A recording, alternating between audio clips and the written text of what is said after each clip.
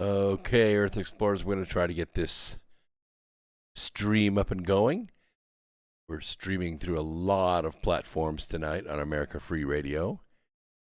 It'll take a second for them to all get hooked up and going. While that's happening, the chat room can fill up. We have a lot of stuff to go over tonight. Don't miss a thing. Bring the studio in about 1 minute.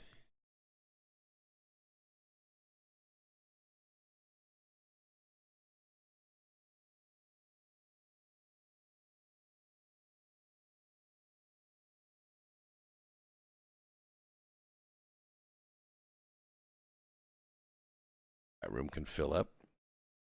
We have okay, Foxhole's running. We're just trying to get D-Live connected. Good to see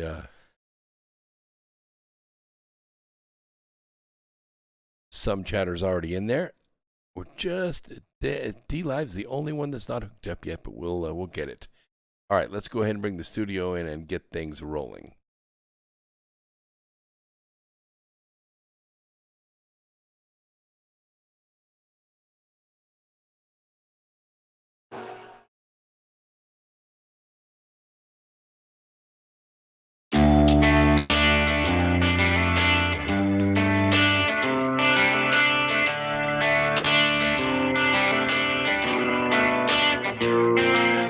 This is Thomas, a.k.a. a Mad Painter. I'd like you to join me Monday nights, 10 p.m. Eastern Standard Time for Open Canvas. Don't forget to bring an open mind. Yes, folks, that's right. Bring an open mind to an open canvas. Again, that is Monday nights, 10 p.m. Eastern. UFOs to government corruption. This is Revolution Radio, freedomslips.com. You don't need to expect us. We're already here. We did not engage in conflict that was out of line with our mission. Is it disloyalty? Is it submission? Is it treason to oppose the hands of tyranny? Never! I will never send troops anywhere on a mission of that kind without telling them that if somebody shoots at them, they can darn well shoot back. I know not what course others may take. But as for me, give me liberty! Oh, give me death! A dark cloud is finally lifting across the world as U.S. military intelligence and their global partners are destroying the deep state criminal power structure that has ruled over our planet for hundreds of years. We are free with the God-given right, and we shall not yield that right to any power on earth. Hi, I'm Scott McKay. The world is at, and I am your host on The Tipping Point on Revolution Radio, where every Monday from 8 to 10 p.m. Eastern, we bring you the latest in this ensuing takedown of this global criminal empire. That's an image of strength. You'll get the raw, hard truth here on The Tipping Point. So come join us Mondays, 8 to 10 p.m. Eastern in Studio B at revolution.com.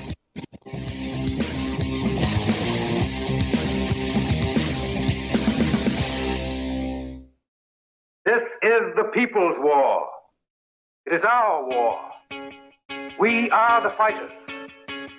Fight it then. Fight it with all that is in us. And may God defend the right. Warning! Warning! We gotta stop them! They're gonna kill us all! See how the trouble you've started? Be they the government, be they industry, be they organized labor, be they anyone, or human beings. Time when the operation of the machine becomes so odious, makes you so sick at heart that you can't take part. You can't even passively take part.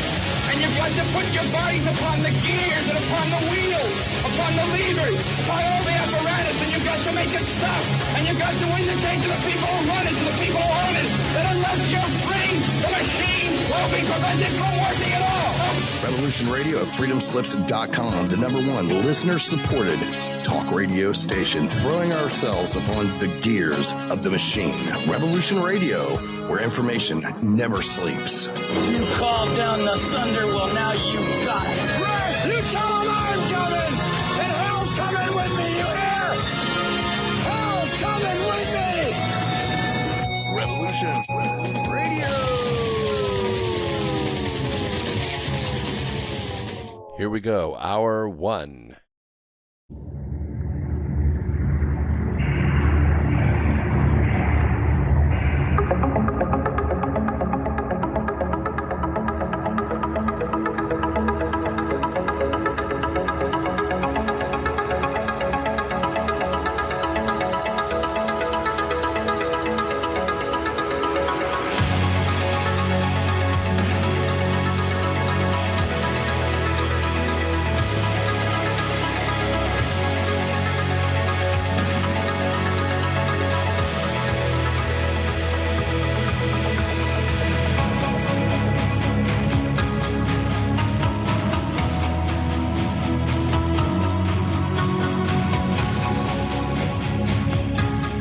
And greetings, Earth Explorers. Welcome to X Squared Radio. This is where the past meets the future, and here the results are always positive.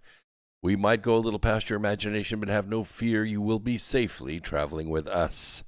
We are coming to you live through the America Free Radio studios on Revolution Radio on freedomslips.com. We are also streaming live on YouTube, Twitter, DLive, Twitch, Facebook, and Foxhole. So we welcome all of you here to the broadcast tonight.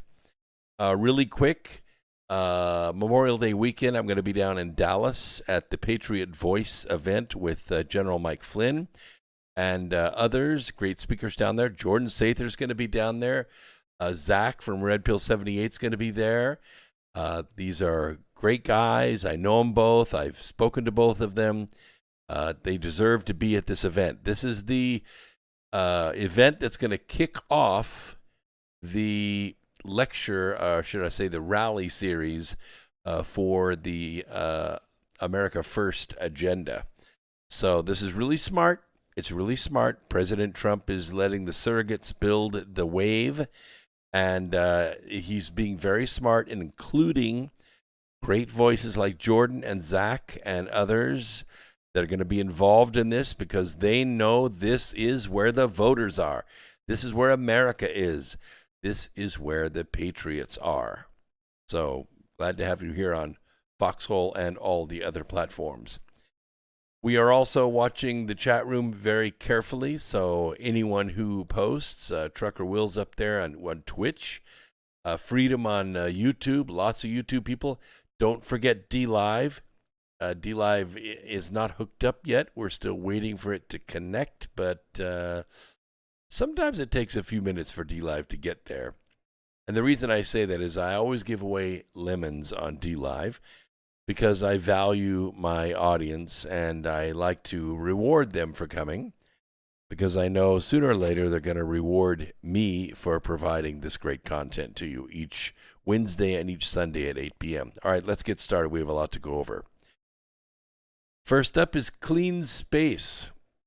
Clean space. You've heard of safe space? Well, this is clean space. Yes, hello, Laughter Man. Good to see you out there. Who is it? Burcago? That's a weird one. Burcago. Want to become famous? Oh, yeah, it's an ad. That's why I haven't seen it before. Okay. Agatha Velvet, good to see you. Wild Bill, Markov Sepien, of course, Baba Susie. Great. DLive is DLive. You know, sometimes it works and sometimes it doesn't. We'll wing it. The recent fall to Earth of the massive Chinese rocket has renewed concerns about the perils of space junk, and one project from the European Space Agency might be able to help.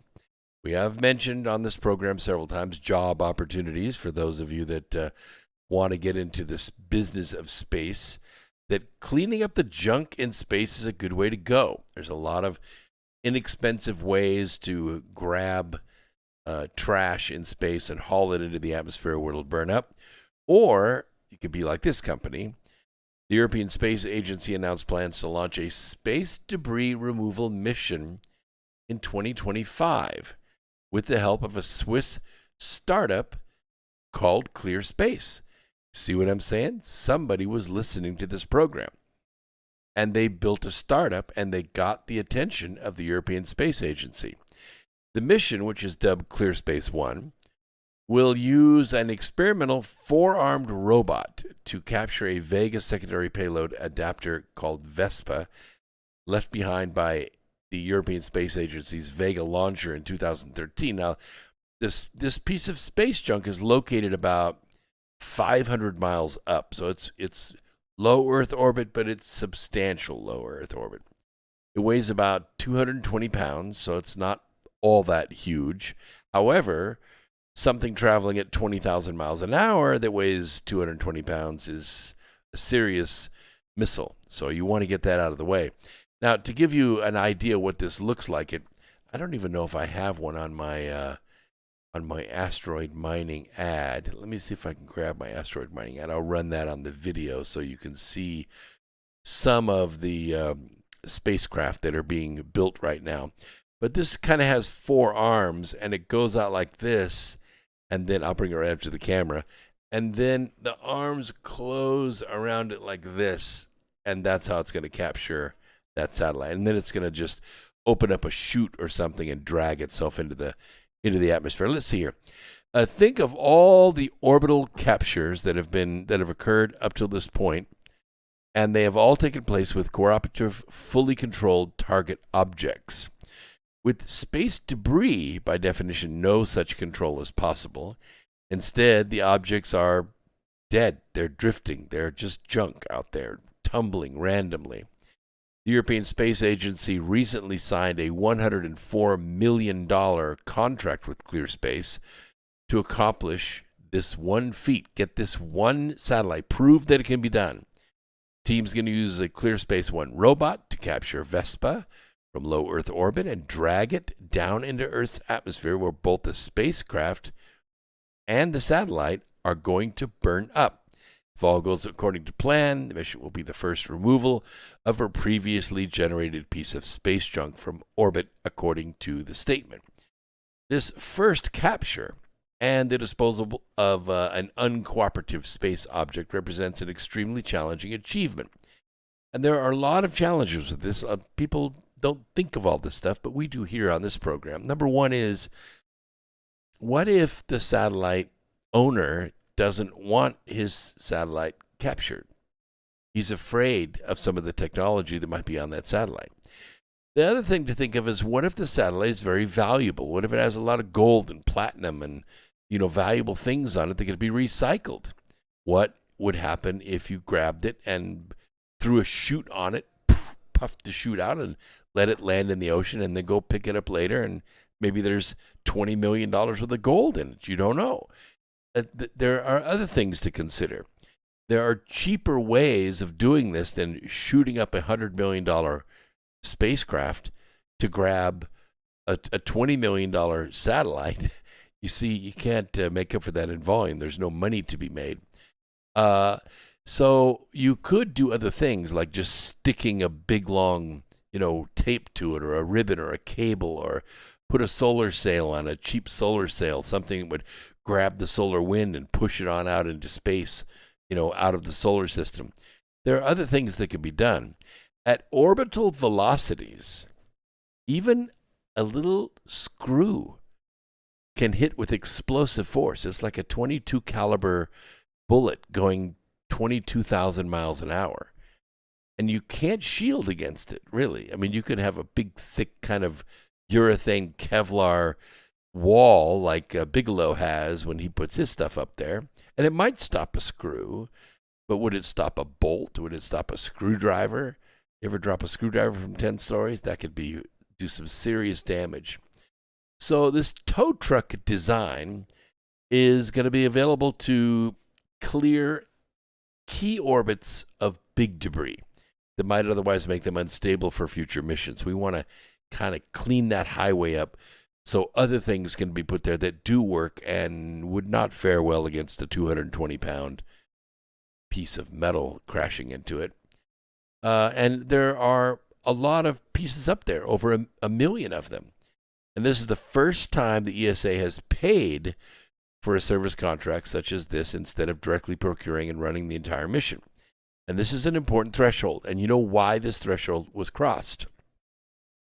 It was crossed because private industry, not just SpaceX, but also other companies you don't even know of, people that make retro rockets, people that make ion drives, people that make high gain solar panels, people that make plutonium batteries. All of these private companies have been successful supplying space. SpaceX makes $14 million on average profit every single time they launch something up for NASA.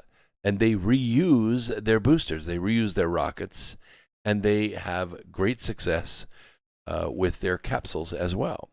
So, the Dragon capsules and the Falcon rockets are all doing very well, and they're making money. And what has happened is, once this threshold has been crossed two ways. First of all, the private companies are making money.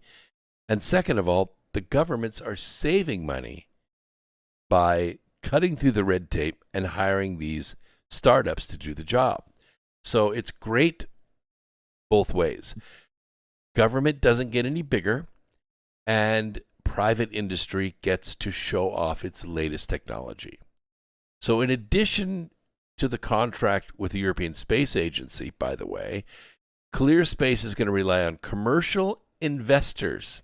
You commercial investors out there with lots of money and don't know what to do with it except buy Dogecoin.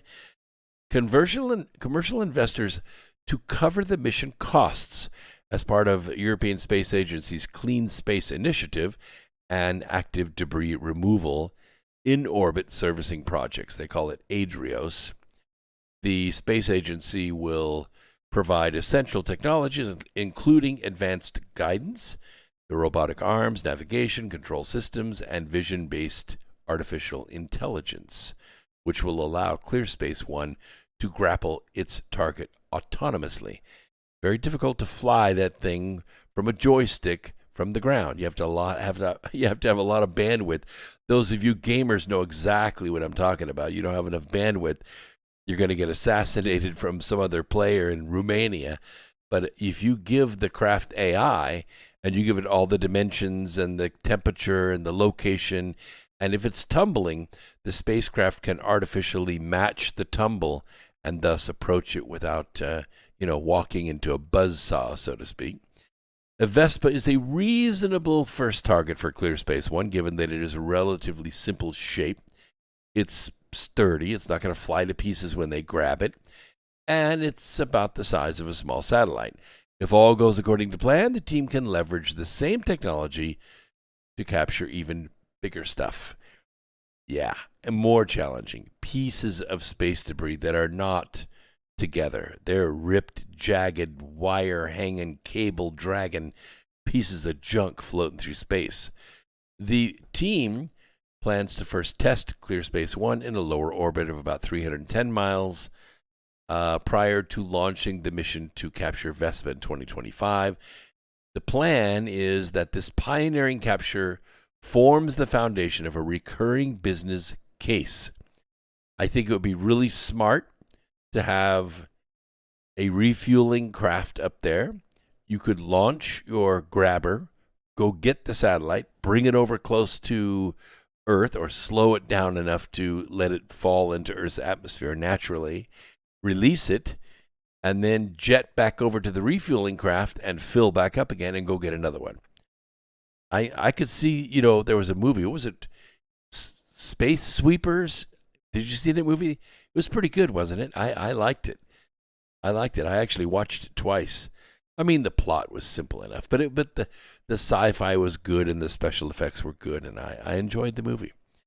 So with 500,000 pieces of space debris, there's enough room for more clear space companies. Yep. According to NASA, this means there's a growing problem of cluttering up our access road to space. Several companies and entities have proposed ways to get rid of derelict satellites and other space junk. There's 7 proposals out there. I'm not going to go through them all, but the technology is pretty cool. One of the techniques is to push the debris out of space. And, of course, Clean Space One is a technology demonstration spacecraft that's going to kind of drag it out of space. And then it's going to burn up along with the satellite. The other is to use the power of electricity. The Japanese Aerospace Exploration Agency, also known as JAXA, they're quite dynamic, quite advanced, very smart guys over there. They've built a big rover. I think you can see the picture of it in my rotation slides there on Asteroid Mining, the Future of Energy, which is my latest book. By the way, it's all in color, so you know that a color book is expensive to publish. So this book's going to set you back about $30, but I couldn't do it in black and white. It just needed the color. You needed to see what some of this stuff is, and the color just brings it out so much better. and the resolution of the color printing is so much better. So I spent the money to bring you a quality book, and the least you can do is put it on your coffee table for when your friends come over. Or in your doctor's office. That's a good one. Yeah, chiropractors, doctors, dentists, this is the book. You need to put this one on display. I guarantee you people will read it. It's easy to read, and it brings people up to date with all the latest and upcoming space programs, including 3 chapters on Space Force. So the electric one is going to slow the satellite speed. It's going to make it gradually fall to Earth, where it will burn up, and a satellite using part of the system was expected to launch February 28th with a tether test proposed for 2015. This is kind of like, I mean, have you ever done any carpentry work? Yes? Anybody in the chat room, any carpentry work? And with electric power tools, not battery-powered ones, but the ones that run on a fuel line, a power cord. Have you ever noticed how the extension cord hangs up on everything? You know, like you plug it in and then you stretch it out to the job and it knots itself up, wraps around one of the yard lights or hooks underneath the tire of the car in the driveway. This is the idea behind the tether. They just took this frustrating technology and they said, what if we just connect a big extension cord to one of these satellites and just kind of let it hang out there? And it's gonna grab onto something. And eventually that satellite's going to slow down. It might take 6 months, but it's going to slow down. And then it and the extension cord, the tether, are going to burn up in the atmosphere. And it's a low-tech way. And you could send a cleanup crew up there, a mechanical one, of course. Wouldn't it be cool, though, to have that as a job, huh? Launch up there and, like, knock down about 30 satellites in a week and then jet back to Earth. That would be a cool job, wouldn't it? All you have to do is stick an extension cord, a big old 100-footer to them, and that would be it. The next one, of course, is the solar sail. That's basically a big solar blanket. You mechanically expand it in space, and what happens is a solar wind catches in the sail and creates a little initial or extra velocity in another direction, and eventually that thing is going to burn up in the atmosphere or head on out into outer space. And the other one is by Raytheon, and I'm glad to see Raytheon doing something like this. Every time I see Raytheon in military news, it's because, you know, they make the Hellfire missile and they make weapons of war. But this is called huffing and puffing, and it's Raytheon's technology. It's called a space debris elimination, or SPADE, and it's designed to push satellites into lower orbit by using air bursts within the atmosphere. A design proposal from Daniel Gregory of Raytheon in Virginia, by the way, would use a balloon or high-altitude plane to send the bursts out, which early studies in 2012 indicated would be enough to disturb the paths of a low Earth orbital debris. And, you know, a lot of people don't know this, but maybe you people in Foxhole don't know it because you haven't listened to this program before. But Earth's atmosphere is thinning, okay? It's thinning because the sun has not been issuing forth its coronal mass ejections or solar flares. You know, when these things lash out into space, sometimes they lash toward Earth. And those high-energy particles fall into our upper atmosphere, causing occasional cosmic rays and other reactions with our ionosphere. But the mass stays around. It builds up our atmosphere. Well, since 2012, the sun's been very quiet. Yeah, it hasn't put out much. And so what happens is the solar wind blows away some of Earth's atmosphere, especially very, very high altitude atmosphere. Some of the Earth's atmosphere reaches all the way to the moon. Yes, it does. And this atmosphere blows away. And what's happened is the atmosphere has noticeably become thinner. Proof of this is that the GPS satellites are lasting way longer than they were designed to last because they are on a slowly decaying orbit. And that orbit should have been skidding against the upper atmosphere a long time ago, but it hasn't.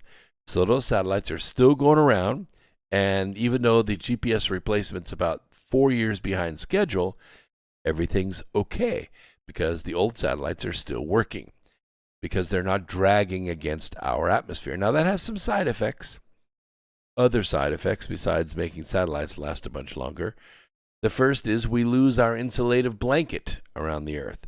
So when the sun is not shining on the Earth is radiating its energy back out into space. We call that the albedo of a planet, when it radiates its solar energy it receives from the sun back out into space. And the other thing that happens is that the energy that does come to us from the sun, the infrared, ultraviolet, especially shortwave radiation, is reaching the surface without being blocked and scattered by the atmosphere. There's no greenhouse effect because the upper atmosphere has been blown away. So what we have seen is a steady, although slight, drop in the overall temperature of the Earth. And this, of course, has had several effects. One is that every single glacier in the world is growing and has been for a while. And they're growing at a quite rapid rate. It's kind of alarming, to tell you the truth. Because we are further away from the sun in our elliptical orbit, we're further away from the sun during the northern hemisphere's summer, and we're closer to the sun, about 50,000 miles closer, when the southern hemisphere has its summer. So their summers are very intense because all of the solar radiation is striking the surface of the planet unfettered. And the winter times are more brutal because in the southern hemisphere, they're more extreme because the Earth is radiating its energy back out into space. So what we're seeing is the snow mass, the ice mass of Antarctica is moving. Some of it is melting off and other parts of it are growing. And it isn't a net loss, it's a net gain.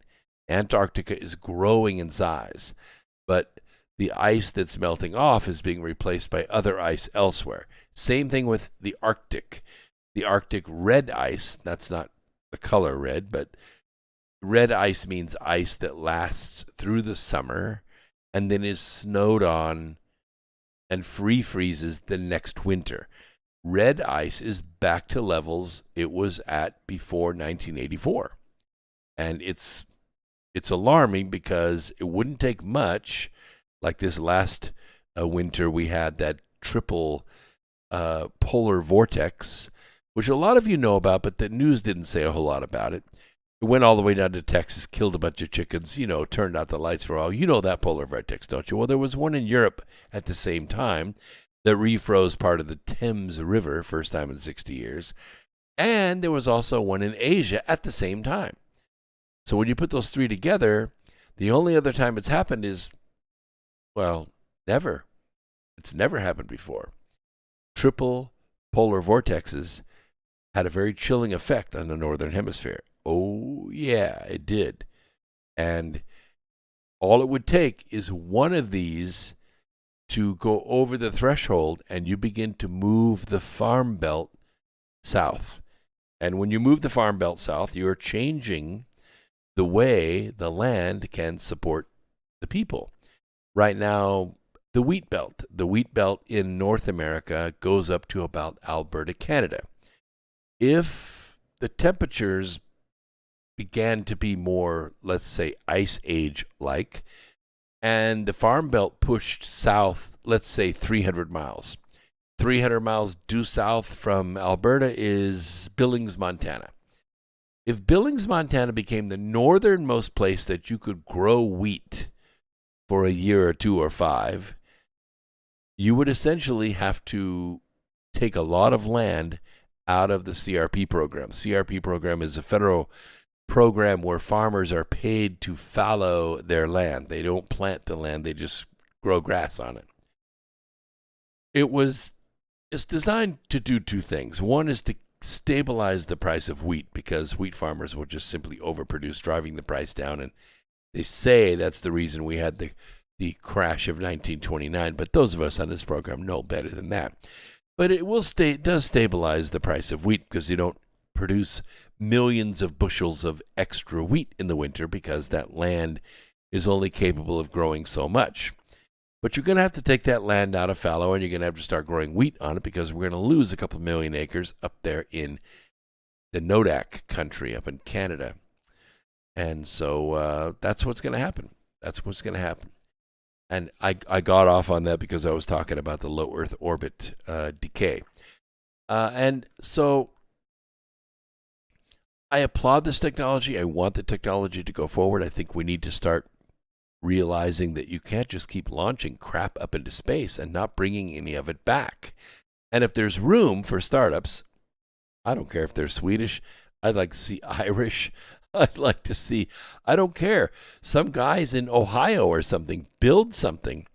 And, like there was a TV program with Andy Griffith on it. I think it only went one season, maybe two. And it was called Salvage One. And Salvage One, he was a former astronaut that didn't get to go to space, but he was qualified to go to space. And he ends up buying a junkyard. He takes in a lot of high-tech junk, and he makes his own spacecraft. I liked it because it had a American Motors pistol grip shifter for the throttle on the spacecraft. But he made his own spacecraft, and he ended up doing a lot of private missions for NASA. And it was called Salvage One. So you guys in Ohio or down there in Alabama, gather up all that space junk and build something and go up there and start recovering space junk. Look at what they're doing. $150 million startup. Wow. It's there to be had. All right. Big question on everyone's mind right now. What are we doing in the chat room? It's been flying. I can't keep up with all this. Is DLive up? Yes. No, yes, it is. All right, let's do this. Okay, I had to shut the volume off on it because it'll echo. All right, DLive is up. This is good. This is good because all you DLive listeners can head over there now. And what this will do is it will allow you to be a recipient of lemons, which I will give away. What is it, about 20 after? I'll tell you what, give me 20 minutes. Let's go 20 minutes to the top of the hour, and I will be generous. I will give away some lemons to those listeners who are over there. Let me go back to the chat monitoring. I have this chat consolidator that Restream provides us, and I can see all of the chatters, people from Twitch and YouTube and DLive, and I don't know if Foxhole is going to give me that. And let's see, let me move my script aside here. I don't see any chatters, but I am live right now on Foxhole. Somebody tell me in the chat room how I can see chatters on Foxhole, because I really value you Foxhole people. I think it's a great idea, a fantastic layout, and I'm all for creating these other platforms where guys like me and Red Pill 78 and Patriot News and White Hat, Jordan Sather, Good Dog, quite frankly, all these people have a platform now. They're all live right now, by the way, competing with me, but that's okay. We're not competing with one another. We're competing with ignorance. That's what we're doing. That's what we're doing. I am the voice of the revolution, and this is where the truth freaks hang out. But, hey, everybody has a voice. Everybody has an angle. Everybody has a talent. So now the question that everyone asks, yeah, Salvage One was awesome, wasn't it? EFOG says, Salvage One was awesome. I totally agree. It was a long time ago. I'm surprised anyone remembers it. People want to know, how is Hamas getting its rockets? I mean, I've been over there with friends have been over there, and they've handed me pieces of the rockets that blow up and splatter in the street.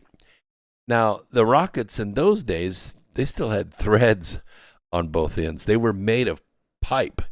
They were like pipes, and they just welded fins to them. and just lit the back end of it, these solid fuel rockets, and they'd launch them out of holes in the ground or with 2x4s and whatever, just to get them in the air and get them over the border and get them to smash into somebody's house or a restaurant.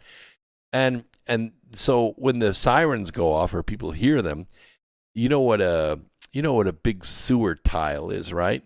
They're like 8, 10 feet, 12 feet long, big concrete sections of tube, right? They're precast tubes, and they connect them all together for storm water to get to routes. You know what I'm talking about. You've seen them on the side of the highway, right? When they're building a storm drain. Well, they had these laying on the street corners here and there. And what these are rapid readiness bomb shelters. So when these rockets come over, they don't have much ass to them. They're just, about this big around and maybe 6 feet long with some fins and a cone welded onto it, and off it goes. Those were the rockets of those days. They would come over. I was talking with one of my business partners over there. I was on the phone at the time, and it sounded like the sky ripped open in this huge explosion, like, I don't know, it was crazy sounding on the phone. I said, wow, what the heck was that? And my partner said, well, that was one of the rockets that was in Jaffa. One of the rockets came over and landed in the street not far from the house and the office and just blew up. And people are used to it. I mean, they're on edge, of course, but they're not going to hide. As soon as it happens, people come out from everywhere with brooms and they sweep it up and get back to business. That's it. Feel a little sand in the hole if it hit the street and move on, because they just are not going to let Hamas change their way of life. But now these rockets are different. These rockets are more sophisticated. They're faster. They go further. They have more payload to them. The verdict is in, though. We now know that Iran is supplying these Hamas terrorists with the rockets to cripple Israel. And it wasn't really widely known. This was released by a watchdog who is tracking extremism throughout the world. On my regular Sunday program, I used to give a report at the beginning called the Religion of Peace Report. I did it for 5 years, and I just stopped doing it. I stopped doing it, I think, this last December. And the reason I stopped doing it is because it was just tearing my heart out. Every single week, hundreds and hundreds of people killed, hundreds and hundreds of people injured. And it's not just from bombing. It's from stabbing, shooting, choking, raping. It was just, I just couldn't do it anymore. But it's ongoing. It never stops. It never stops.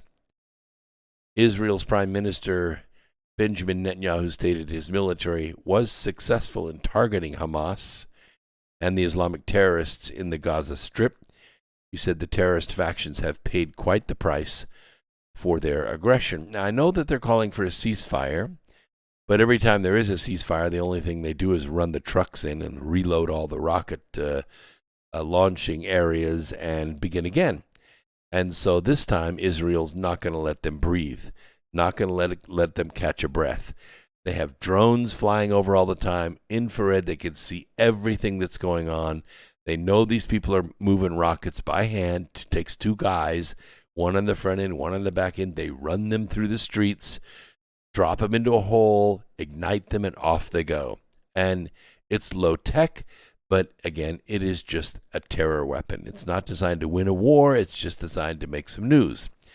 Because the Israelis have some very sophisticated tracking and targeting software. If you could probably watch some of the old films, but I'll tell you a little bit how this works. They will send guys out, fully armored, of course, body armor, helmets, Kevlar helmets, and they'll be somewhat out of range. But they have the tracking radar running, and they have what's called a counter-strike unit in their unit. And these counter-strike units have rockets that are precision guidance rockets. And they're not big. They're like 3 or 4 feet long, but they're effective. And what they would wait for is, and they also have light to medium machine gun, which means 30 caliber, 50 caliber, and 20 millimeter. Okay, that's light to medium machine gun. Not big 30 millimeter stuff. That's reserved for like aircraft, but up to that size. And this stuff is on an automated targeting system. If someone shoots a bullet, one bullet, shoots a bullet, and tries to hit one of those guys, chances are they're going to miss because it take a heck of a sniper to go 3,000 or 4,000 feet and hit somebody. But what happens is the targeting software can track that single bullet and can shoot around right down the vapor trail of that bullet into the gun that just fired it. That's how fast. That's how fast. And the rockets, they're a little bit more devastating. If they shoot a mortar, which is a non-propelled grenade that just has a charge underneath it and it launches it up, they don't have a long range. Maybe they can go a quarter of a mile if on a good day without any wind in its face. But most of them are powered. They're like RPGs, but they're powered in an arc. Not long distance, maybe half a mile, something like that. These targeting rockets will go right back down that smoke trail and blow that spot up where they just launched it. And it doesn't take but maybe 1 or 2 minutes. It's over, if that. It's a rapid response thing. It was originally designed to try to take out the people that just shot the rocket because, chances are they're packing up their backpacks and they're on foot anyway or on a moped or something. But, of course, what happened was UN reporters would set up a little bit from the rocket launch site, which was typically in a schoolyard with primary kids or next to a hospital or on the roof of the hospital for that matter. And they would wait for the round to come back from Israel. So they would fire the round and wait for the round to come back from Israel, and that's when they would roll the cameras. And of course, when the round from Israel would hit the top of the hospital and blow the hospital up, that's what hit the news. When the round came back and landed in the schoolyard 12 inches away from where the original rocket was launched from, right next to the merry-go-round, the missile from Israel was on camera. And this is what was making the news, that Israel was losing the war in the court of public opinion. So now they don't do that. Now they don't go back down the path. What they do is they wait for the launch, and then the drone, which is flying at 50,000 feet, way up there, or 12,000 feet if it's really quiet, it sees the launch, and it puts an infrared mark, like crosshairs, on the person, just like we do NASCAR cars. It puts a crosshair on that person, and it can track that person no matter where he runs. If he gets on a motorcycle and rides away, if he ducks into a tunnel, if he goes into a house, if he gets in a car or an SUV and takes off to another site, it tracks that person. And as long as the drone is tracking that person is a target. Now, oftentimes they don't hit the person right away because he's by himself or he's with 2 or 3 people. They wait until he gets with a large group of his associates. Or even better yet, and you saw some of this, I believe it was last night. Might have been last night, it might have been the night before. You saw some of this happen, where the precision retargeting software, using the drone as the forward scout, was able to hit the actual tunnel where they stored the weapons. And of course, one rocket hits and 500 go off. You see this enormous fireball, and it just blows a tremendous hole in the street. So they'll send over one rocket that's designed to punch down through the ground and then blow up and set off all the rockets that the Hamas has stored underground. And this is what they're doing. This is their method of going after them, and they're not letting them breathe. Now, the next step, of course, you realize, because these rockets were manufactured in Iran and shipped in, the next step is to follow that supply chain. Try to catch a truck on the road coming from Iran. Try to catch a truck coming over the border from Iran, and then follow that truck back to the factory in Iran, and then hit that factory in Iran and blow it off the face of the earth. That's the strategy. You mark my words, this is what's happening. Now, a lot of people are talking about Palestinian people. They are not involved in this. Palestinian people are totally victims in this. They're not involved in Gaza in the sense that they're not doing the fighting. They're not involved in Hamas in the sense that Hamas is occupying the country and has lorded over them and taken all of their relief money. And they're really not directly involved with Israel at all either. They just want to be free. And I want them to be free. Everybody wants them to be free. The way to get the Palestinian people free, if there is such a thing as Palestinian, people that live in Palestine, let's call them that, is to get rid of Hamas, to wipe them out and to stop their voice. Don't let them lord over these people. And I think the only way that that's going to happen, because they're constantly going to be replacing these people because there's a ton of money behind it, especially since Virtual Joe just wrote another big fat check to these people, is to go after Iran. You have to go after the leadership of Iran and get them out of office.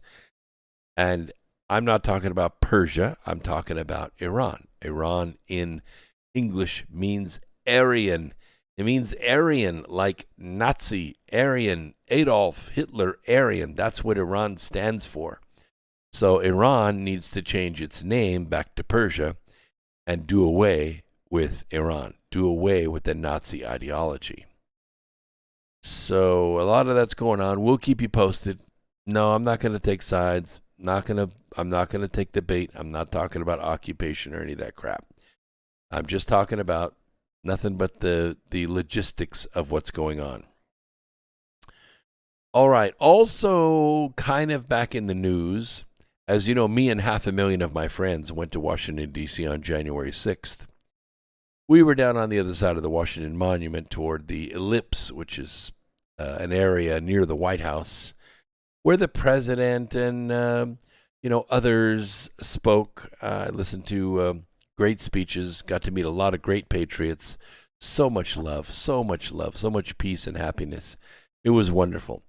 Yes, there were some Antifa pukes there, and there were some BLM people there, but they were very few. I saw maybe 50 of them, and we were 500,000 strong.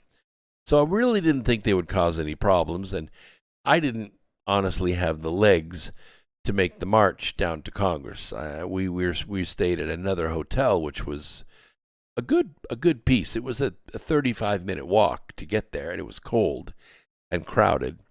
And then it was another 35, 40-minute walk to get to Congress, and we decided not to go. Just too far and too many people. And when we got back to the hotel, we realized what had happened. Ashley Babbitt had been murdered in cold blood. And so Nightly Edition came, the news, and I went out on the sidewalk and I made a statement. And I said it's a rotten shame that Ashley Babbitt was murdered in cold blood. She wasn't hurting anyone. She was unarmed. Of course, they tried to sell me on this crap that there was an assault, that there was a mob, that there was an insurrection. They used all kinds of words, storming. And I said, look, there wasn't any storming. Not by us. I mean, we were invited, but there was no storming. And they just tried to sell me on it, and I wasn't buying. Well, there's no doubt that some of the rioters at the U.S. Capitol on January 6th were violent. They were. But they were in disguise. They weren't us. It was them. Some actually broke windows and doors to get in, but the rest had permission. Oh, yeah. You've seen the video. Yeah, you have. You saw the video. Well, I saw some of these videos on the sidewalk outside the hotel because the people that took the videos were staying at the same hotel that I was. So I've been telling you about it, but I haven't had access to the footage. Now everyone has seen it. According to a report at American Greatness, that wasn't CNN. Nope. Wasn't even Fox News. Nope. Not MSNBC. Nope. American Greatness I'll leave the link in my newsletter when I send it out tonight. You could check it out on your own. The video shows United States Capitol Police officers speaking, not yelling, speaking, collaborating with several January 6th protesters, not rioters, but protesters, including Jacob Chansley. Now, I met Jacob a couple of years ago in Pine Top, Arizona. He is a character, but he's harmless. He is harmless as a June bug. Maybe about as crazy as a June bug. Not really, not really. He considers himself kind of a patriotic shaman, okay? He likes to be where the action is, and that's why he was at this conference that I was at. And others, of course. I wasn't the only one there, but he's harmless, absolutely harmless. But he was in this video, and one of the officers was identified as Keith Robichaud, who appears to tell the group, at least this is what I heard, that they have to behave. Quote, "We're not against. You need to show us. No attacking, no assault. Remain calm," close quote. Now, Chansley, who's the guy that was wearing the buffalo horns with the red, white, and blue face paint, who then has a microphone, says, this has to be peaceful. We have the right to peacefully assemble. And everything I saw from him on all the other videos, he was peaceful. He was kind of walking around, looking at stuff, went up to the pulpit of power, and really didn't do anything. President Trump at his rally earlier in the day had urged his supporters to protest peacefully. Yes, he did, because I was there. And that's exactly what we did. Explained American greatness, and I quote, "The video directly contradicts what government prosecutors allege in a complaint filed January 8th against Chansley, Robichaud, and other officers, calmed the protesters somewhat, and directed them to leave the area from the same way they had entered. That isn't true. Chansley approached Officer Robichaud and screamed, among other things, that this was their house and that they were there to take the Capitol and to get congressional leaders." I didn't hear him say that. The report said Chansley later was seen going into the Senate chambers and leading several protesters in prayer. Oh, how violent. How violent. Chansley's facing charges of trespassing and disorderly conduct, and right now he is in solitary confinement, along with, I think, 22 other rioters. 22 hours a day they are in private facilities, which is the same way as saying solitary confinement. They're trying to break them. They're trying to turn them. But you're not going to turn a patriot. Never going to happen. It's been tried for hundreds of years. American Greatness said it got the video from RMG News, and it reportedly is part of a longer video that has not been released yet. Oh, won't that be fun? Gateway Pundit said, based on the video, police invited several protesters into the U.S. Capitol that day. Several of these same protesters were later charged by overzealous prosecutors and smeared by the press. Oh, that's putting it lightly. That's very, very lightly. Oh, it's time, isn't it? It's past time. Okay, let's do it. I'm going to go over here to DLive. Hang on a second. I got to load the lemon tree here. It loads at 50 lemons per load. So I think tonight, because this is the month of my birthday. Yes, the 27th of this month, I change age. So I'll be an older man when I go down on Memorial Day weekend to meet with General Flynn and other speakers down there. Sidney Powell, Jordan Sather's going to be there. Zach with Red Pill 78 is going to be there. I know Jordan. I've met him face to face. We were on a panel together at Contact in the Desert. And I have been on Zach's program, Red Pill 78. Magnificent. He needs to really be next to Tucker. Don't you think? He needs the space. Yeah, he is that good. He is that good. All right, let's go ahead and and spread these rewards. And we'll just see who our lucky 5 listeners are out there. It just takes a second. And in fact, it takes 30 seconds for this to happen.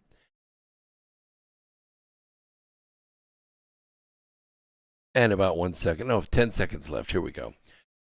So this is the 2-hour format. We take a break at the top of the hour for about 4 minutes and let the station, which is freedomslips.com, because we are broadcasting also on audio through Revolution Radio, also being carried by TalkStream Live out to many AM stations out there across the country. It's the #1 listener-supported talk radio network in America, maybe in the world. And you could help all of this. Be generous. Use some of the money that Virtual Joe has sent you and support the very movement that's trying to remove him and set the nation right. Okay, let's see what we got. Wow. Steve Y62, he cleaned up. What is that? 60.4 lemons. That's a haul. This is real cryptocurrency, folks. And let's see, Vonnie Kinsey, 35.1. James Bright, 25.6. T-Mant is 20.6. And Big D, 1955. Happens to be the same year I was born. Is there a coincidence there? 17.3. Thank you guys so much for being part of the audience over there on dlive.tv. You can find me over there, dlive.tv, and look for me, Brooks Agnew. Everything is Brooks Agnew, even though the brand name is America Free Radio. It's just easier that way. Thank you all for being there. Thanks for contributing to the chat room as well. And you people that are listening on YouTube, you have an amazing tool at your disposal. It's called Top Chat. It's right down the bottom of your chat stream. There is a little box with a $sign, and you click on that. It's going to prompt you to put a dollar amount in there, and you could put, I think, $2.99 and up, and any contributions there go into a separate account. I don't spend it. It is growing toward a $60,000 goal that we have set to run a GoFundMe project to raise the money for the North Pole Inner Earth expedition. As you know, it takes about $30,000 to successfully run a GoFundMe campaign. It takes about an extra $30,000 in additional marketing if you want to reach 7 figures. So we're going to try to raise the deposit for the ship, which is about $1.5 million. We think that we can reach the 40 million fans that we have, 40 million enthusiasts that want to see this expedition take place. It's expensive. It's about $3.5 million. If you want to see the paperwork, I'll be happy to show it to you. I am making nothing off of this. In fact, I am by far the biggest contributor, having put in over $25,000 of my own dollars toward it. So when we get to 60,000, we will pull the trigger with the GoFundMe management company, and we will launch the effort to raise the deposit for the ship. When we do that, the popularity of this expedition is going to go, I don't want to use the word viral, it's going to go epic. It's going to go epic. Yes, this shirt is, it really is sweet, isn't it? I got it at Dick's. I just happened to be shopping there. It is technically a fishing shirt, but you know, when you're in your second third of life, which occurs at age 60, you're supposed to stay out of the sun. Well, I don't listen very well, but I do wear a hat when I golf, and I wear these really cool. These are very thin. They're not hot in the sun at all. We'll take a quick break now, and we'll be right back. Don't go away. This is Revolution Radio's break.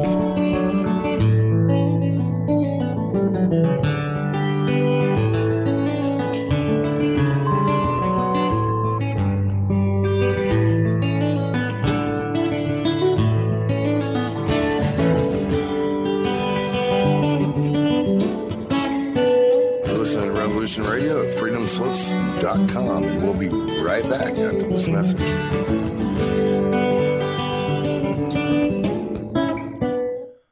pervasive. But that doesn't mean that they're telling the truth as opposed to fiction. And Genesis chapter 6, verse 4, and there were giants in those days, and also after that, when the sons of God came and unto the daughters of men, indicating that there were giants before the Nephilim. And sons of God, plural. They weren't talking about Jesus coming down. No, that's right. Yeah. Uh-huh.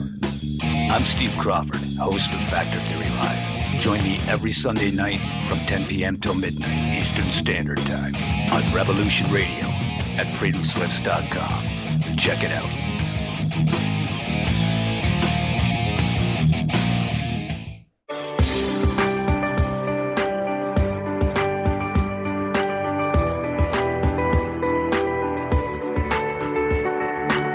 Transcending time and space, let us take you to the place inside your mind where thoughts divide and mysteries unwind.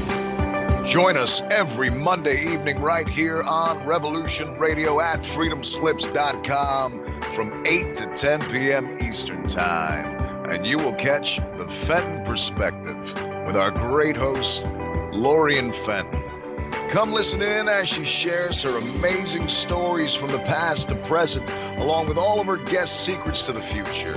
That's the Fenton Perspective every Monday evening right here from 8 to 10 p.m.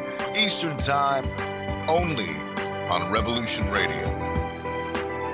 Oh, and you don't need to expect us. We're already here.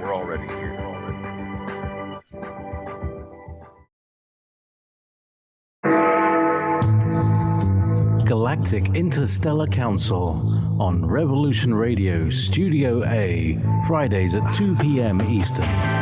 Join us as we traverse the starseed paradigm, as expressed in the time-space continuum that we know as the divine expression of love and light. Integrating this conscious unity into the galactic paradigm. So welcome all, both terrestrial beings and galactic beings as one. So be it. You're listening to Revolution Radio.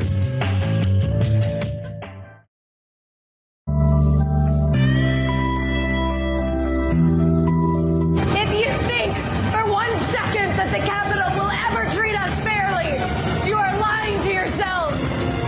Because we know who they are and what they do. This is what they do, and we must fight back.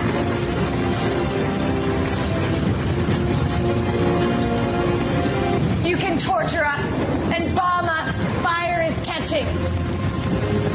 And if we burn, you burn with us. Good evening.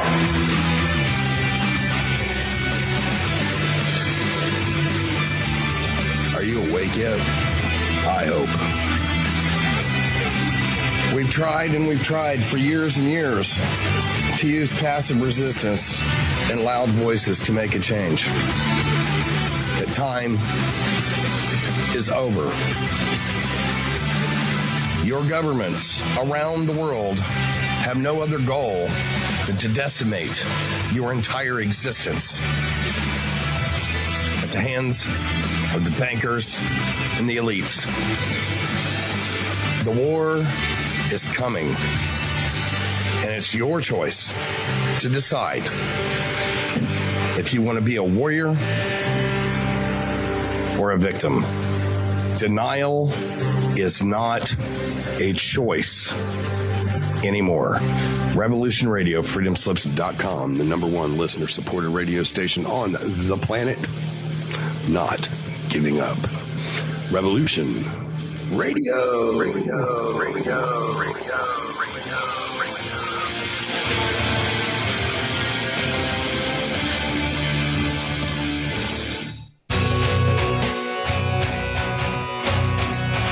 All right. Thanks for listening while we took that short break here at Revolution Radio, freedomslips.com. And yeah, we're going to get back to your host. Hey, while we were at break, I figured out how to turn the chat room on at Foxhole, so I'll be watching you guys as well.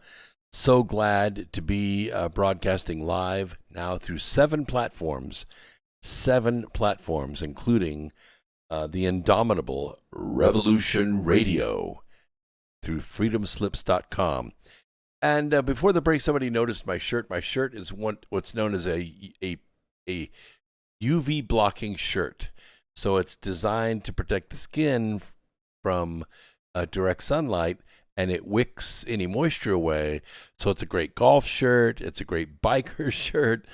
I can't wait to test it out when it gets to 90 this weekend. It's supposed to be 90 degrees. I'm a little upset with the weatherman. I just was speaking his praises the other day. He's doing a great job scheduling the rain during the week, scheduling beautiful, nice weekends, 70 degrees. But, now, we're supposed to get some low 80s for a while, and somehow he just skipped over that and went right to the 90s. So that's where we are. Anyway, I like the shirt. I've now bought about 3 or 4 of them, so you're probably going to see more of them.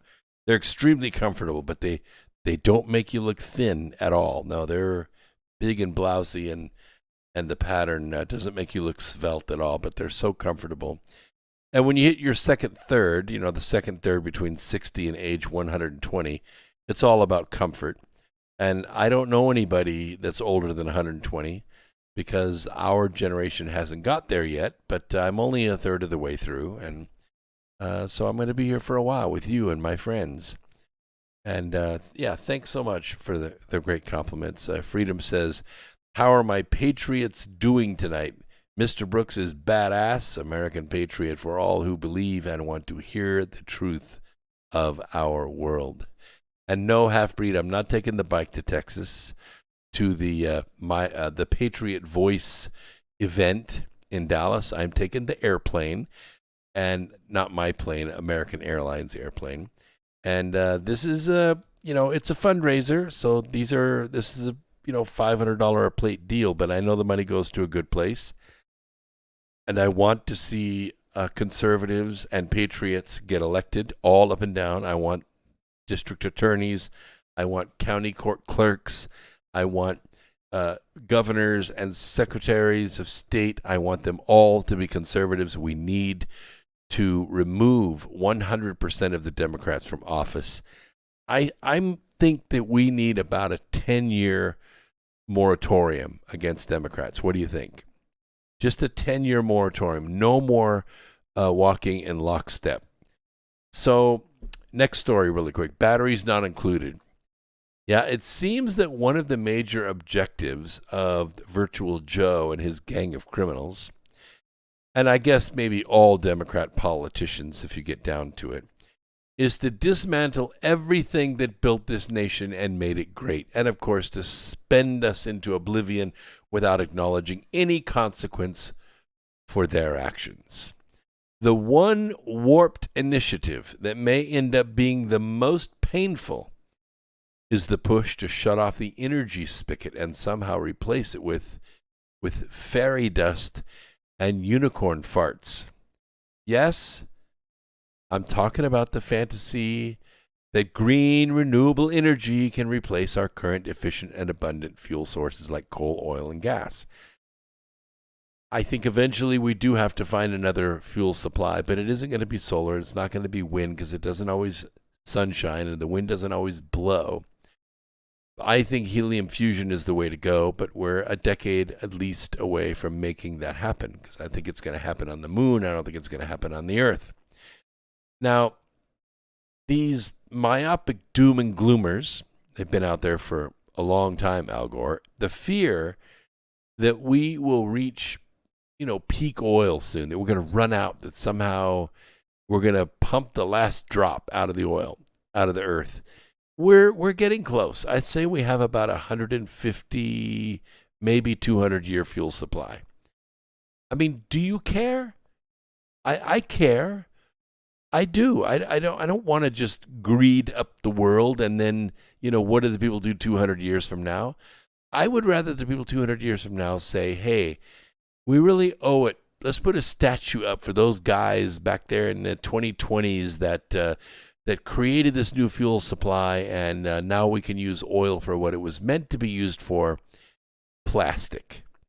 And we can make clothes out of it and drugs out of it and lenses for our eyes and, soles for the shoes and tires for our cars. We don't have to burn it in our gas tank, and it will last 1,000 years if we do that. Now, this theory about peak oil has been around since 1956. I was wrapped up in it too. I was one of the early inventors of algae fuels and all of that. I built a biodiesel plant myself, so I know all about this. It's tough to do. Feedstocks are very tough to manage. It's a tenuous thing to be able to manage the feedstock to your own fuel plant. But somehow we keep finding massive reserves of oil and gas. Of course, we're using HARP technology to do what I call earth tomography. I'm one of the inventors of it. In 1983, helped invent ground probing radar. It's now done with a lot more power, same frequencies, but a lot more power. And they can look deeper into the earth, and that's how these very, very large and deep reserves have been found. And of course, we remain attached to our dirty power grid because we know that wind isn't always going to blow and the sun's not always going to shine. And so people have asked the question, and I actually heard it the other day because I was talking to some folks in Hawaii, and they have solar farms in Hawaii. They do, and the sun shines. They're pretty close to the equator, so it shines pretty much as it's going to shine anywhere else on Earth, only more. But the issue is it shines at the wrong time. Hawaiians and the people in the Hawaiian Islands have not adjusted their lifestyle to the cycle of the solar panels. So the solar panels are creating their peak power at about noon to 2:30, 3 o'clock in the afternoon. And then, of course, the sun gets a little bit further over in the horizon and it doesn't put out as much energy, and so they don't collect as much, so they don't generate as much.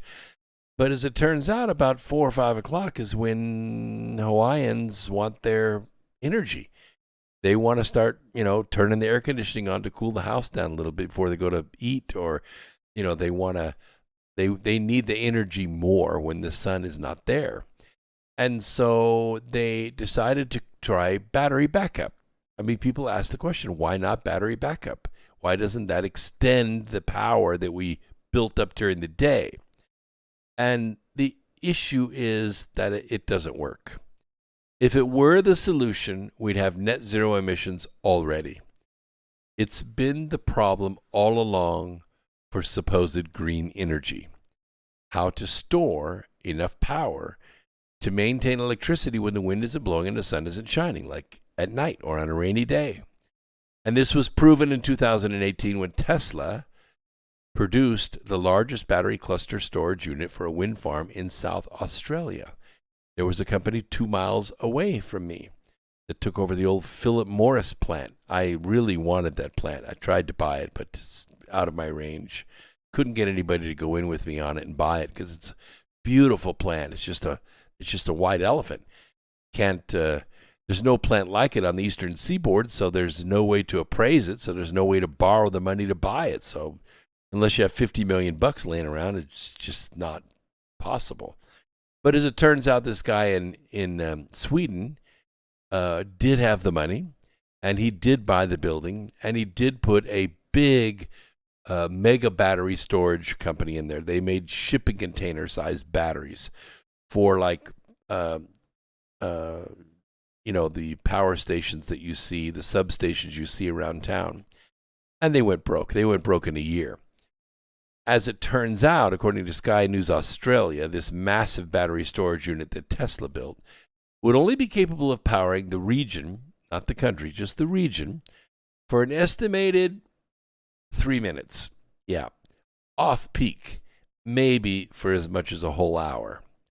Now, physicist and engineer Mark Mills, who's a senior fellow at the Manhattan Institute, explained that it would take Tesla's production plant in Nevada, which is, by the way, the largest battery manufacturing facility, 500 years to produce enough batteries to power the United States for a single day. In fact, it is estimated that New York City alone would have to spend $3 trillion on batteries just to store enough energy for a 70-day period. That's twice the metro area's entire gross domestic product. But do you think this will deter the New York elitists? No. Of course not. Money be damned, results be damned, reality be damned. David Wojcik writes in Town Hall that New York City will soon be the home to the world's biggest industrial-scale battery system. It's designed to back up the city's growing reliance on intermittent renewable electricity, wind farms, at 400 megawatt hours. This cluster of batteries will be more than triple the aforementioned 129 megawatt hours world leader in Australia. However, the city is going to need more than one cluster, like a lot more. Every summer, the city is hit with one or more, shall we say, still periods when the wind doesn't blow. Have you ever been in New York during this time? Whew, man, talk about a hot place. It is burning up. These high pressure systems, they call them Bermuda highs. They just park over New York. And these highs, they often last for a week. And the crime goes through the roof, and no babies are hatched. I mean, nothing happens in New York City. It's just stagnant, stinking, hot, sweaty air. And there's no wind because the wind's not blowing 5 miles an hour. That's it. The wind turbines require about 30 miles an hour sustained winds to operate at full power and a minimum of 10 miles an hour just to turn the blades at all. And now you know why the Pilgrims didn't arrive in summer. No, they always arrived in the spring because that's when the wind blows. That's when the ships would cut through the water. The last thing in the world you want to be is stuck out on the water with no wind, right? When wind is your power. So let's do the math. We love to do the math on this program. Something the leftist green warriors apparently don't like because, well, math is racist. Let's just face it. Maybe they have, and they're just so determined to get rid of us planet-killing fossil fuel idiots that they just don't care. So New York City requires about 13 megawatts per hour. Now, I worked in a plant that we consumed about 33 to 35 megawatts per hour. That's a lot. That's a lot of energy. We made cars. We had to order the power an hour ahead of time from a TVA just to let them know how much coal to burn. So if there's a little to no wind for 7 days, this equates to about 168 hours that they're going to need battery power, right? Do the math. 13,000 megawatts times 168 hours equals 2,184,000 megawatt hours. That's 10 to the 6th hours, okay? Or 10 to the 12th.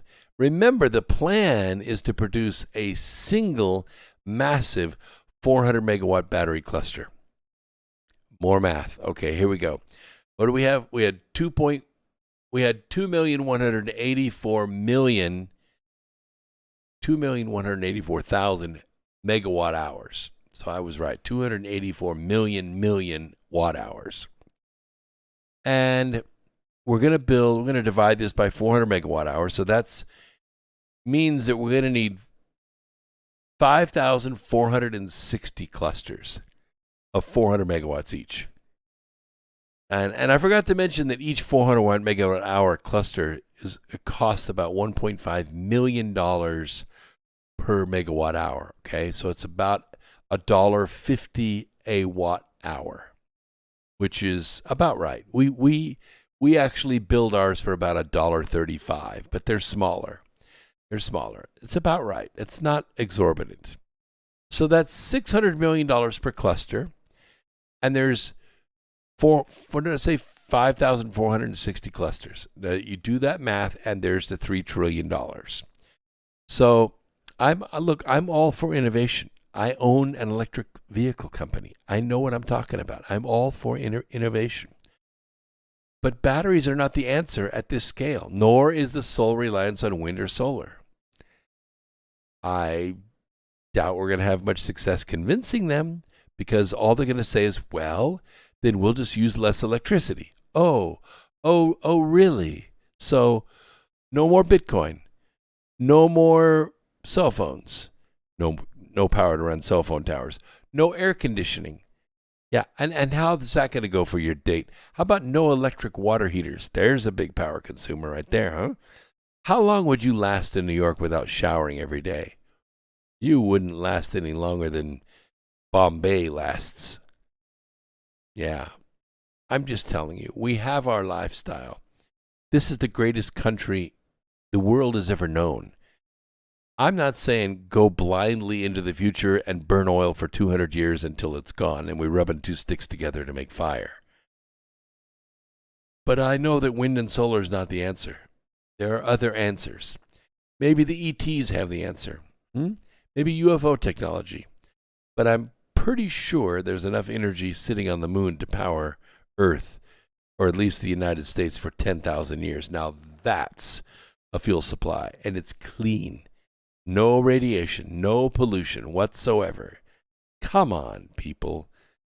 Quit lockstepping yourself into the sewer pipe, and let's get this together. You're right, Steve. Batteries are not green. I know. I bought a couple 100,000 of them over the last few years. A couple $100,000 worth, not a couple 100,000 batteries.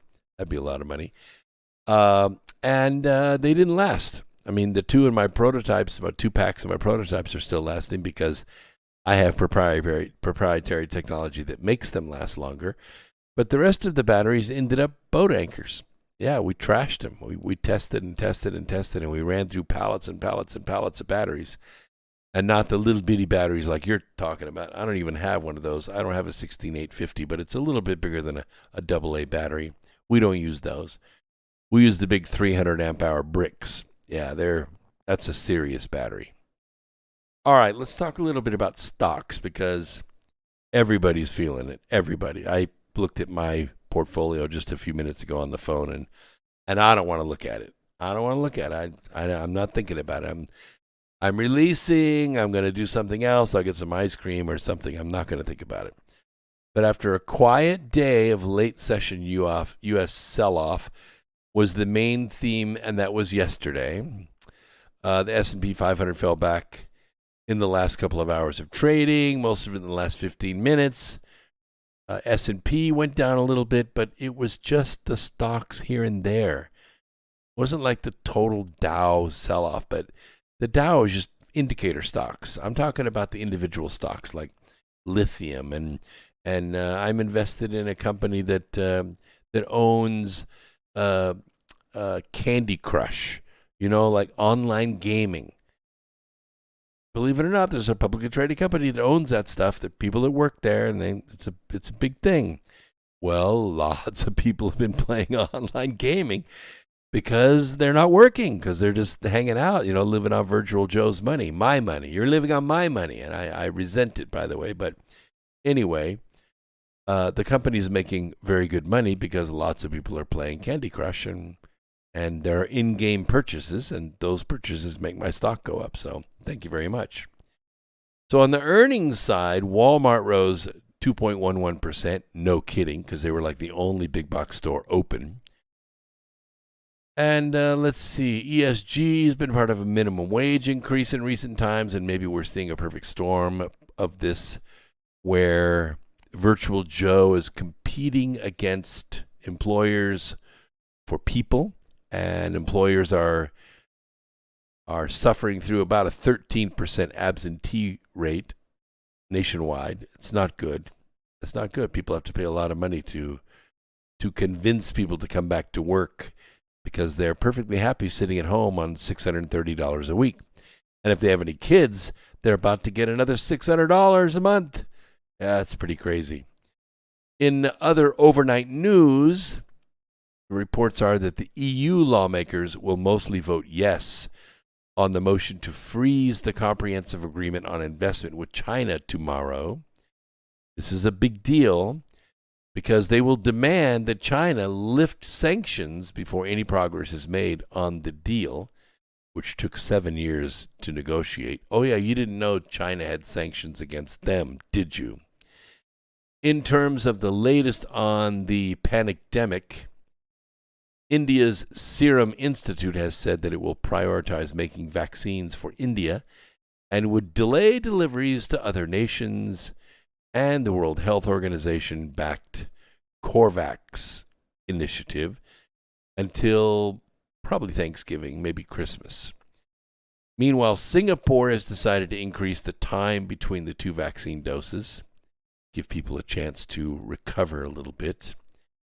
And by the way, you should know, if you are an employer or you work for an employer, that OSHA has made an announcement that if the company requires you to get the jab, they either say it's a term of employment, you have to have it or you can't work here, or they imply that you won't be promoted if you don't get it, or they imply that you'll be the first to be laid off if you don't get it, or they imply that you're not going to be allowed to take vacation unless you get it, and then take 14 days quarantine before you come back and all that stuff. That is setting them up for a violation of 29 CFR, which is the section that deals with OSHA. And OSHA says officially that if the company implies or requires you to get the jab and you get sick and you miss a day of work, that missed day of work is a recordable. And if you own a company and you pay general liability insurance or workman compensation insurance and you have a recordable, your rates are going to go up. And if you have a decent-sized payroll, $1 million a month, $2 million a month, something like that, jumping that little bit from, say, 8% to, 8.5%, 9%, it's a serious amount of money. So you employers better think twice about requiring your employees to get the jab, because if they get sick and they miss a day of work because of the jab, and it's already happened where I work, but the company doesn't require it. People are just getting it and then saying, I'm sick, I can't come to work. It doesn't show up as a recordable to that company because they don't require it. But if your company does require it, even implies that they will give you privileges if you get it, then the company is liable for your illness as a result. So, by the way, running through yesterday's data, U.S. housing releases saw a slight miss relative to expectations. I wonder why. It couldn't be that a 2x4 costs $10. Housing starts are down to an annualized rate of 1.56 million in April. And that's significant because they were expecting to get 1.7. Building permits came in at 1.7 versus 1.77. Construction may have been held back in recent weeks due to higher material costs. Duh. There was also possibly some weather effects. Nah, it didn't really have any effect. Everything goes on no matter what. And then there's the dollar. Oh my gosh, what's going on with the dollar? If the value of the U.S. dollar is falling as quickly as the CPI suggests, Consumer Price Index, why would any country want to invest in U.S. bonds? And you know what? That's a damn good question. It does threaten to cause a major shakeup. Because, Virtual Joe and his band of criminals, they want to keep writing those checks. They want to keep buying votes, right? Well, they're doing it with money that we don't have. Because they're not taking in the tax revenue because people aren't working and companies aren't expanding. They're moving out of the country again. So if that happens, and it's going to, that means the Virtual Joe is going to have to borrow some money. And how's he going to borrow the money if nobody's buying? Anybody that can connect these dots is going to be selling U.S. treasuries. I don't own any, but if I did, I'd be selling them. And the problem is there are a lot of U.S. treasuries to be sold. Now, here's the deal. When these treasuries go up for sale, the problem is the surplus of money, okay? Whenever you print a lot of money, it's always a goods shortage. Because the Federal Reserve can print all the money they want, and they do all the time. But they don't print products to buy with the money. That's why no one has any inventory. You can't buy a motor. You can't buy a motorcycle. You can't buy a sailboat. You can't buy a TV. You can't buy a refrigerator. You can't buy nothing. So we have all this money being printed, and it's being helicoptered out to people. We're not producing a lot. People are sitting at home cashing unemployment checks. And this is a tax. This is an inflation tax. This is a Virtual Joe and his band of criminals tax. Whatever you want to call it. But when Virtual Joe says, don't worry, only people that make over $400,000 a year are going to have to pay higher taxes to fund all these programs, he is lying to you. Because every American is going to pay the inflation tax. All of us. And it's going to hit the middle class and the poor the hardest. Because you know what a person who's well off is, right? If you're new to this program, maybe you don't, but if you're well off, you go to your local supermarket, your local grocery store, Harris Teeter, Kroger, whatever, and you fill up your cart with the things that you want. You buy name brand. You don't buy the store brand. You buy name brand. You buy name brand bacon, name brand beans, name brand milk. You buy name brand cheese and butter, $6, $7, $8 a pound. And when you get to the checkout, you might give your little whatever the discount number is, so they can track what orange juice you buy and when. And you end up paying the bill, and you don't look at the receipt. You just put the receipt in the bag, and off you go home, and you never even have an increased heartbeat about it. That's well off. That's well off. Now, you're not hoarding. You're not going to the grocery and spending $500 or $600 on groceries. It's an average bill, $100, $200, $220, something like that. But you don't even look at the receipt because it is what it is. I'm going to have Haagen-Dazs ice cream. I'm not buying the store brand ice cream. I like the store brand Brussels sprouts and broccoli sprouts, though. Those are good. Those are really good. But other than that, I shop for what I like. Now, if you look at how much the cost of living has gone up, measured by the Consumer Price Index in the first 4 months of this year, first 4 months, okay, you're going to be very surprised. It's a rather harmless 2%, you say. It's nothing to worry about, 2%. But remember, Earth Explorers, that's 4 months.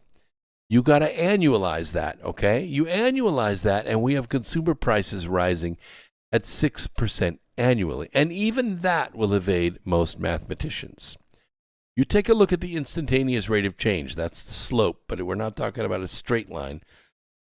We're talking about a curved line. It's a little Gaussian, so just hang with me here. The slope isn't linear. It's an accelerating curve, okay? If you extrapolate the trend of the first 4 months of this year for the entire year, the result is pretty close to a 20% increase in consumer prices in 2021. That means that your dollar, today's dollar, is going to be worth 80 cents by Christmas. That is Virtual Joe's economy compared to Trump's economy. What is Virtual Joe doing to make this happen? He is printing money like there's no tomorrow. There are only 2 reasons that a person begins mindlessly running up their credit card. You know what those are, don't you? Oh, yeah. They either are very close to filing bankruptcy or they are expecting to win the lottery. And I doubt very much that we are going to be winning anything. I want to know why the geniuses making these policies don't know this. Just listen to this program. Get a clue, people. These are the same guys that told us not to worry about the subprime mortgage market. You remember that? You remember that early on? Fed Chairman Ben Bernanke came out and said, don't worry about subprime. It's contained. And that turned out to be a bunch of horse crap. Mortgage-backed securities are the foundation stones of American banking. And these stones turned out to be nothing but lies. All underwritten by Standard & Poor's. Well, now they're saying, don't worry about inflation. It's transitory. Inflation is as transitory now as the subprime market was contained in 2008. Believe it. And by the way, you know what subprime means, right? It means people with no credit and no income were being given mortgages to buy houses, including income properties like rentals. And the reality was that these borrowers did exactly what they were expected to do. They stopped making their payments. They had no skin in the game because Clinton made it so people didn't have to have a down payment to buy a rental property. But I digress. Hold on a second. In today's reality, this inflation crisis is not only going to be worse than the financial crisis during the Obama regime, it's going to be worse than the panic-demic itself. Because Virtual Joe's cure is what's going to kill the economy, not the disease. And after all, isn't that the plan? The global syndicate is ancient and knows how to topple nations without engaging the military. And I've been saying for 2 years that the actions being taken against America are acts of war that must be met with a military response. Where is the military?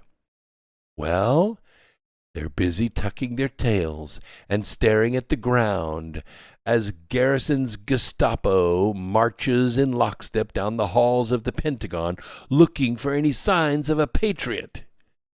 Now, the battle I describe in my book, Charm of Favor, is exactly what is going down right now in a city of 2.9 million people called the Pentagon.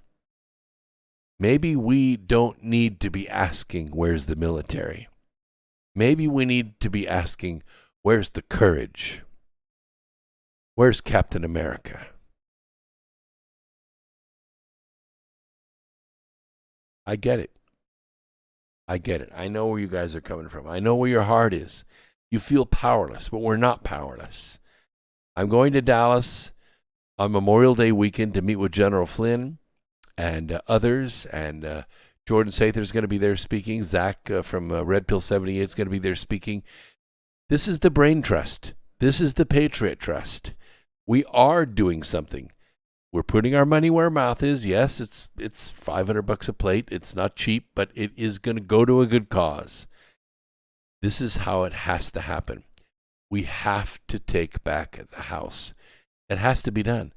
We have to take back the House, and we have to dominate the Senate. And oh my God, we've got to get Virtual Joe and his band of criminals out of the White House. And I don't think we can last till 2022. In fact, I'll go so far to say if we don't fix 2020, there isn't going to be a 2022. Now, that being said, the dominoes are up, and they're wiggling a little bit. Arizona, New Hampshire, Pennsylvania, we don't know which, but one day one's going to fall against the other, and then on and on and on, and the dominoes are going to fall, and Virtual Joe will be gone. Will it be bad for America? Well, it will be bad for part of America. But it will be lovely for the rest of America, because America will be back and Marxism will be dead. Now, I want to cover one other story. We got about 20 minutes, and that's enough time to cover this story because we've talked about epigenetics before, but I want to show you that the message has been out there, and it has been out there for you to hear.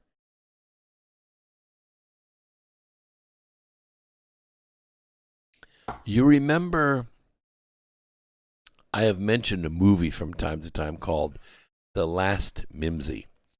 Anybody in any of the chat rooms see The Last Mimsy? Anybody in Foxhole? Have you seen The Last Mimsy? You could just put it in the chat room down there. I'll watch this one and that one. Yeah, let's hope the dominoes take over the Dominion. Very good, Baba Susie. Nice play on words. I like that. You should be a writer. Oh, you are a writer. I know you are. Absolutely. Okay, the last Mimsy. I mean, the acting is poor, except for the little girl and the science teacher and his wife in the movie. Kudos for rocking a poor script. Oh yeah, the screenplay is punchy at best. And the music had only one point where the rubber met the road. The director was a kind of newbie, but the storyline was awakening. And the true story of the movie was actually narrated by Rhiannon Lee Rhine, who was the 7-year-old who played Emma Wilder. And she was actually nominated for the Saturn Award and the Young Artist Award for her performance. And maybe her performance is what makes the movie worth seeing. But Emma becomes telepathically connected to a stuffed rabbit whose name is Mimsy. And she learns other information from it, and she acknowledges it as her teacher. Now, the epic storyline, as far as, it's in the future, vaccines and epigenetics have corrupted the human genome to the point that it no longer works to protect humans from simple diseases. The race is headed for extinction unless they can go back in time and get a sample of the original human gene code. So the Mimsy was created. Oh, thank you, Trucker Will. A very generous donation toward the North Pole Inner Earth Expedition in Top Chat, in YouTube. This is really great. I so appreciate that. So Mimsy was created as a sophisticated stuffed rabbit that also served as a DNA capture device. And there are a few of them fabricated, and they're sent back in time to various ages in a time travel toolbox of sorts. And the plan was to have the rabbit kind of speak to a little girl who might be receptive to its call for help. Of course, it would take an engineering mind to build the star bridge to get the Mimsy back to the future with the sample. And that's where Chris O'Neill, as the 10-year-old Noah, her brother in the movie, comes in and becomes an amazing engineer. Long story short, back in the future setting, Mimsy is returned to the future. The humans are finally able to restore their DNA and abandon their then necessary protective suits, and more importantly, repair the mental corruption that stripped most of them of their feelings toward each other. The teacher ends the story time, and the children levitate and fly home. The world in their time has become a beautiful place where humanity has integrated into the reconstructed ecosystems. Well, we seem to be following the storyline. Scientists have figured out how to modify CRISPR's basic architecture to extend its reach beyond the genome and into what's known as the epigenome. Proteins, small molecules that latch onto DNA and control when and where these genes are switched on or off. Now, in nature, that is done by, it's done by us. We do it. Our consciousness does it. This is why when you get identical twins at birth, in a very short amount of time, one begins to diverge. And by the time they reach 30, one looks like a hand and the other one still looks like this. You get the picture.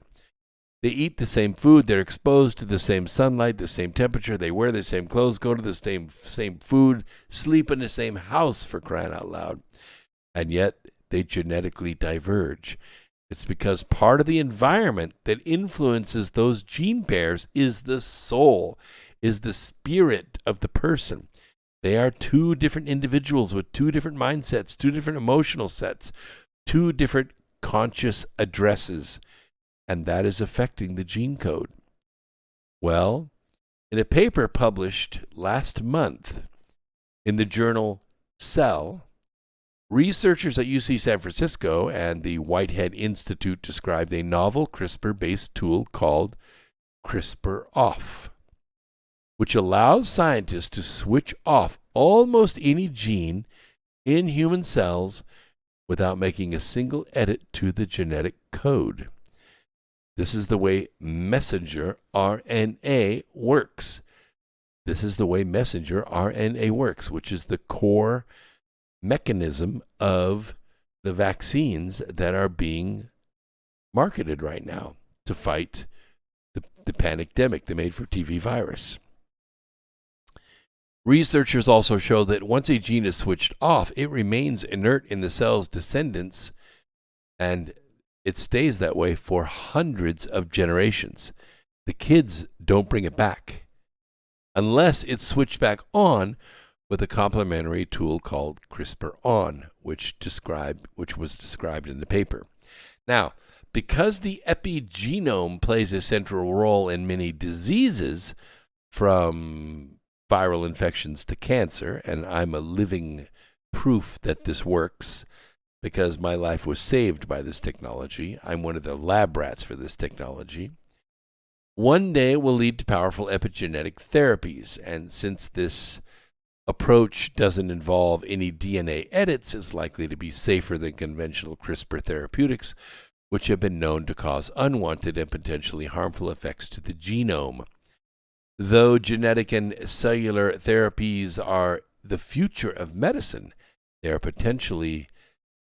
potentially safety concerns about permanently changing the genome, which is why they're trying to come up with other ways to use CRISPR to treat diseases. Conventional CRISPR is equipped with two pieces of molecular hardware that make it an effective gene editing tool. One component is a DNA snipping enzyme, which gives CRISPR the ability to alter DNA sequences, and the other is a homing device that can be programmed to zero in on any DNA sequence of interest, imparting precise control over where edits are made. My brother was chairman of physiology at Johns Hopkins for a long time, and he told me over the phone one time, "We will comb again," which means they had found the gene that controls the growth of hair. Yeah, can you imagine having your CRISPR-ON pill that you take and poof, here's your full head of hair back that you had when you were 18 years old? Tell me what that pill would be worth. Anyway, the new tool targets a particular epigenetic feature known as DNA methylation, which is one of many molecular parts of the epigenome. When DNA is methylated, a small chemical tag known as a methyl group, this is a CH3, carbon and 3 hydrogens, a methyl group, is affixed to the DNA, which silences nearby genes, although DNA methylation occurs naturally, as I said, in all mammalian cells. CRISPR-OFF offers scientists unprecedented control over this process. Another tool described in the paper called CRISPR-ON does exactly the opposite thing. Now, we have a simple tool that can do this. The question is, should we? Well, based on previous work by a group in Italy, the researchers were confident that CRISPR-OFF would be able to silence specific genes, but they suspected that some 30% of human genes would be unresponsive to the new tool. It is true. I had to undergo genetic screening to make sure that I had the protein that would respond to the treatment. I did have it, and I had stage 4 melanoma. Wasn't expected to be here by now, for sure. Gone a long time. They went in and edited that and ramped up my immune system to go after the then corrupted cancer cell. The lesions went away in a matter of days, weeks. They were cleared off. It took me about 4 months to get over the effects of doing all this, and about a year to get over the fatigue and gain my weight back. But I'm cancer-free 6 years now, so it does work. And this was experimental. I just took a chance. It was worth it.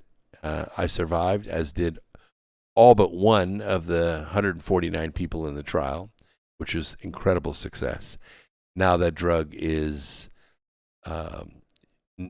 known as Nivolumab, or Nivo, and it powers a very powerful line of drugs used to fight cancer. And it does it this way. This is how it's done. It goes after that protein. All right, let's talk a little bit about Starforge. It's a very cool project. I was going to put the video in, but I didn't have enough time to get it set up for you. A team including Northwestern University astrophysicists has developed the most realistic high-resolution 3D simulation of star formation. Yeah. And the result is a visually stunning, mathematically driven marvel that allows viewers to float around in a colorful gas cloud in 3D space while watching twinkling stars emerge. It's called Starforge. It's a computational framework. It's the first to simulate an entire gas cloud 100 times more massive than previously possible and full of vibrant colors where stars are born. It also is the first simulation to simultaneously model star formation, evolution, and dynamics while accounting for stellar feedback, including jets, radiation, wind, and nearby supernova activity, while other simulations have incorporated individual types of stellar feedback. It takes a tremendous supercomputer to crunch all these numbers, and it is, I think, built on the premise that these gigantic plasma clouds in space, we used to think in terms of accretion disks. I don't really have an accretion disk here on my desk, or I would show you, but if you think of an accretion disk as something like a giant gaseous Milky Way galaxy, and it is revolving very slowly but has a tremendous amount of mass in it. And what happens is the mass begins to attract itself toward the center. And of course, as it does, in order to conserve momentum, it spins faster and faster and faster, kind of like an ice skater, you know, when she pulls her arms in when she's skating. I don't know how they don't explode myself, but they spin pretty fast. And then what happens is inside the cloud are other eddies, things that are spinning inside the big spin. And these smaller spins form solar systems, the center of it becoming the sun, and then coagulations in what would be a Fibonacci layout of orbits around that sun turn into planets. We don't really have any evidence of this happening. We don't have any snapshots of this happening in space, and we haven't been around long enough to watch it happen in space. So we model it, and we model it, and we model it, and we model it, and we've tried to build, you know, gas models and plasma models of it, and we can't seem to duplicate it. Can't seem to get this flat accretion disk kind of shape that forms solar systems. What we have been able to do with this Starforge is create a plasma cloud. Now, the plasma cloud is very dynamic, and it is loaded with energy, absolutely loaded with energy in the third dimension. And what happens, evidently, is that there are electromagnetic discharges, like gigantic interplanetary lightning bolts go blasting through this plasma cloud. And along the, let's just call it the turning points, the points of opposition in the lightning bolt. Whenever a lightning bolt makes a turn, it's because of a charge one way or another. What happens is this matter comes together in this tremendous amount of energy and forms a star. And we do have snapshots of this occurring in space. We do have giant nebula, and we have seen a string of pearls of stars in that nebula, and we have seen the remnants of these gigantic electromagnetic bolts. And, you know, we're talking about a lightning bolt that could go from, say, our sun all the way to Alpha Centauri. Yeah, I mean, like light years, incredible distances. And it proves to us that there's a lot more to the universe than what we think. It's not just gravity. We don't just have, you know, moon close to the Earth in a a double orbit around the sun. I hesitate to say that the moon is orbiting around the Earth because technically speaking, it really isn't. It's orbiting around the sun. It's just in a 28-day orbit around the Earth, but the sun actually exerts twice as much gravity against the moon as the Earth does. So technically speaking, the moon is in orbit around the sun, and the Earth is in orbit around the sun, and they happen to be in the same orbit, same ellipse around the sun. But we're not just talking about gravity here. We're not just talking about, getting halfway from the Earth to the moon and picking up the moon's gravity and letting the moon pull us the rest of the way. We're talking about an electromagnetic relationship that extends beyond that. Billions and billions of miles, impossible distances for gravity. There is no solution in the standard model for that kind of gravity. It just doesn't exist. There isn't that kind of mass available. Lots of gas, but there isn't kind of mass. So it has to be an electromagnetic relationship, and that's why this Star Forge is so encouraging. And I'm gonna see if I can get the model and run it on my big machine here. It's already helped the team discover a crucial new insight into star formation. When the researchers ran the simulation without accounting for the jets, the stars ended up too large, so they had to account for them. Jets are when a body begins to spin in order to conserve momentum, you get an electrojet out at the north and south pole, like you see with a quasar. And these are 10 times the mass of the sun. They have to be in order to have that kind of mass to collect in that kind of area. And it's after adding the jets to the simulation, the star's masses became much more realistic, less than about half the mass of our sun. Now, the jets disrupt the inflow of gas toward the star. If you don't have a way for the gas to get out, then it just keeps accumulating in one place. And yes, you may get fusion to start off, but then what happens is the fusion begins to lose the battle with gravity, and it becomes a neutron star and then eventually a black hole, and that's not the model that we see in space. So the jets have to be there. And people have suspected this might be happening, but when you simulate it and you watch it happening in the math models, it makes a lot more sense. We understand how it works. What is it? Well, that's a good question. Why is this important? Why is it important to understand the way the universe works? Because that's what our consciousness does. We look out at the universe and we see the third dimension, and we realize it's not all traveling at the speed of light. It's because our consciousness has slowed it down so we can behold it. Now we're out of time. 2 hours goes pretty fast on this program. But this is America Free Radio, and my name is Brooks Agnew. I've been your host for 2 hours. We're here every Wednesday, every Sunday at 8 p.m. And you can chat to your heart's content. I will read the chats. I'll respond to you. And I just have one thing to say.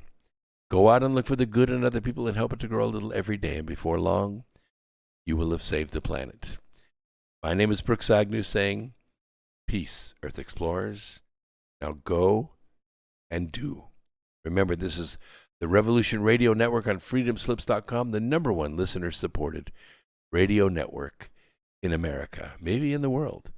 And you could be part of it. Go to freedomslips.com. Contribute regularly. They're taking it out of your check anyway to support NPR. And I know you don't support that crap. So you might as well tax yourself and support freedomslips.com. Many fine shows like us. And thank you so much for the Foxhole people for being here tonight. Wonderful to have you. I'm so honored to be part of your audience. Thank you very much. We'll see you on Sunday night. So be cool out there.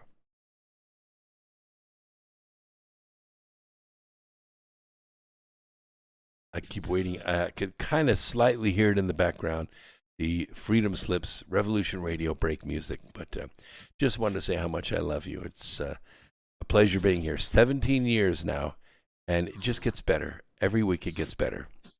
See you on Sunday night.